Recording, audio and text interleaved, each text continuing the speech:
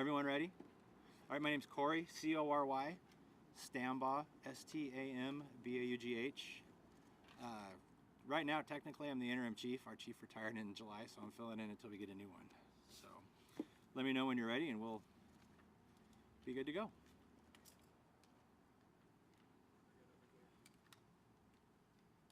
Everyone good? Yep. All right. My name's Corey Stambaugh with the Garden City Police Department. Thank you for coming today. We have a brief update or a new release on an incident that occurred in Garden City this morning. At about 9:30 this morning, Garden City officers were dispatched to a residence in the 9200 block of Stoneham in Garden City. They were dispatched to reports of shots being fired in and from a residence in that area. Upon arrival, officers heard and saw gunshots being fired out of the house in their direction.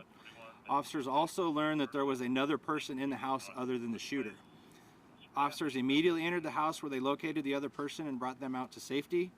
Officers were able to take the suspect into custody without incident. 2 officers fired their department-issued weapons during the incident, but no one was hurt. No officer or the shooter or the innocents were hurt. The Ada County Critical Incident Task Force has been activated and the Boise Police are the lead investigating agency. It's still an ongoing investigation. It just happened a couple hours ago, so there's really no further information that I can release right now. I can take a couple quick questions if you guys have any.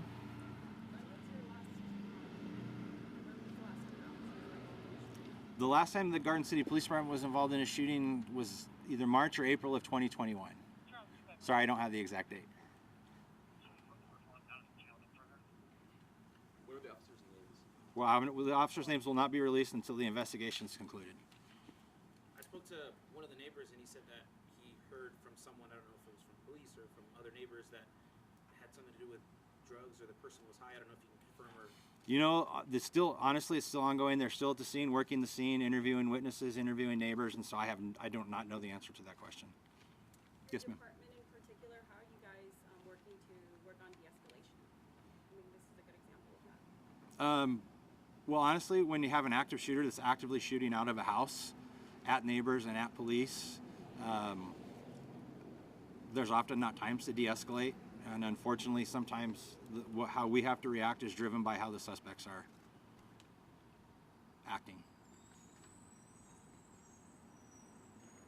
Have the officers been involved in other shootings? I don't have that information at this time.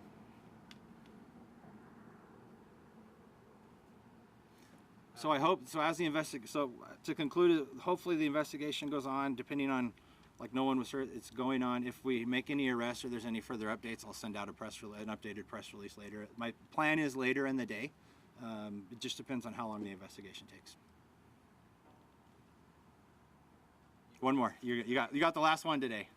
How does your department keep the community, I guess, how would you say, how do I word this? How can the community keep trusting you guys with not only, I'm not saying your department in particular, but other departments in the area have been having shootings week after week, the last 2 weeks in particular. So I don't know if you have any comment. I guess I don't understand your question. We have great community support here. It's unfortunate and tragic when we have to respond to these kinds of incidents. But in this particular case, the initial information says that the police ran towards the sound of gunfire, protecting the innocent people and the neighbors. They trust us to do that. They trust us to do their job, our job. So I guess I just don't understand your question. Unfortunately, these things happen. We don't want them to happen. We don't go to work every day thinking they're going to happen or wanting them to happen, but sometimes they do, and there's honestly nothing that on some of these things that we can do. We don't have the time. These things happen in a split second, and the officers have to make a decision in a split second, and it affects them just as much as it affects the families and the people that are involved.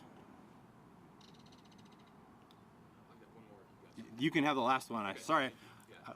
Yeah. We've seen an uptick, it seems like, in police-involved shootings in the Treasure Valley, not specifically with Garden City Police, but in this year, can you recall a time in your law enforcement tenure that you've seen this quantity of shootings involving law enforcement? And what's your opinion on why there might be that uptick in gun violence? Any opinion I would have would be just an opinion. It's my opinion. It's nothing. Yeah, there was a time back in the late 90s when Boise saw a spat of those, and I was an officer back then. I started in '95. I don't know if it can be attributed to. Lots of things that people can blame. Maybe people in mental health crises that are not getting the help that they need. Maybe it's people who are being released from probation or parole and from prison too soon and should still be in prison and aren't getting the help that they need there. There's lots of factors, and I think we would need to take each individual incident on its face value and on its merits and dig down into each incident and get an answer for each incident. I don't think you can give a blanket statement that all of these are happening because of one particular factor. Yeah, all right. I won't do, the next one won't be a press conference. I'll just do an updated press release and we'll email it out to you guys. All right? Thank you.